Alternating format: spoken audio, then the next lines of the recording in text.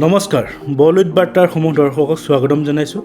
কঠীয়াতলী অঞ্চলৰ গৌৰৱোজ্জ্বল এখন আগশাৰী ইংৰাজী মাধ্যমৰ বিদ্যালয় কঠীয়াতলী চেণ্ট থমাছ বিদ্যালয়, য'ত 1984 চনত চেণ্ট থমাছ ইংলিছ স্কুল স্থাপিত হৈছিল আৰু তেতিয়াৰে পৰা নাগালেণ্ড, মণিপুৰ, কাৰ্বি আংলং, ডিমা হাছাওৰ পৰা বহু দূৰ দূৰণি শিক্ষাৰ্থী ইয়াত আহি শিক্ষা গ্ৰহণ কৰি আহিছে।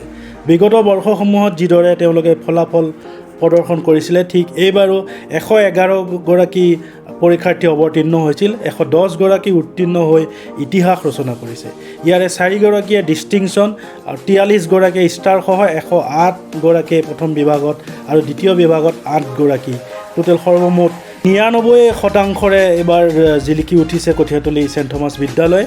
আৰু ইয়াৰ ভিতৰত বিদ্যালয়খনে ঐতিহাসিক ফলাফলৰ প্ৰতি সন্তুষ্ট হৈ আজি প্ৰেছ ক্লাবৰ তথা বলিউড বাৰ্তাৰ সদস্যসকলে তিৱা সাহিত্য পৰিষদৰ অধ্যক্ষ মদন বৰদলৈয়ে ডিষ্টিংশ্যন পোৱা শিক্ষাৰ্থী ক্ৰমে ঋষিকেশ শৰ্মা, ইয়াশ্ৰী ভৌমিক, কাইনেট জাকিয়া বৰভূঞা আৰু ঋষিকেশ ভূঞাক বিদ্যালয়খনত উপস্থিত হৈ ফুলাম গামোচা, গ্ৰন্থৰ টোপোলা আৰু প্ৰশংসা পত্ৰৰে অভিনন্দন জনোৱাৰ লগতে ফাদাৰ জনি থমাছ আৰু সহকাৰী শিক্ষয়িত্ৰী মিতালী লস্কৰ দুয়োকে ফুলাম গামোচাৰে সম্বৰ্ধনা জনায়।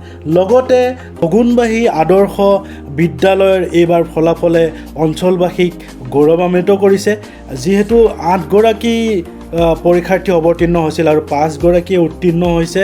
আৰু অতিকে পিছপৰা অঞ্চলত আদিবাসী লোকসকল থকা তথা অন্যান্য জনজাতীয় লোকসকল থকা পিছপৰা অঞ্চলটোত যি আদৰ্শ বিদ্যালয় স্থাপন কৰিছিল চৰকাৰে, সেই আদৰ্শ বিদ্যালয়ত যিসমূহ পৰীক্ষাৰ্থীয়ে আৰু বিগত সময়ত সেই শিক্ষাৰ্থীসকল আছিলে ড্ৰপ আউট, আৰু তেওঁলোকক আনি যি শিক্ষা গ্ৰহণ কৰাইছিলে আৰু শিক্ষা দিছিলে শিক্ষকসকলে, তেওঁলোকে যি সুন্দৰ প্ৰদৰ্শন কৰিছে তাত সন্তুষ্ট হৈ কঠীয়াতলী প্ৰেছ ক্লাব আৰু বলিউড বাৰ্তাৰ সদস্যসকলে শিক্ষাৰ্থীসকলক ফুলাম গামোচা, কিতাপৰ টোপোলা আৰু অভিনন্দন পত্ৰৰ লগতে সমূহ শিক্ষক বৃন্দক ধন্যবাদ জ্ঞাপন কৰিছে।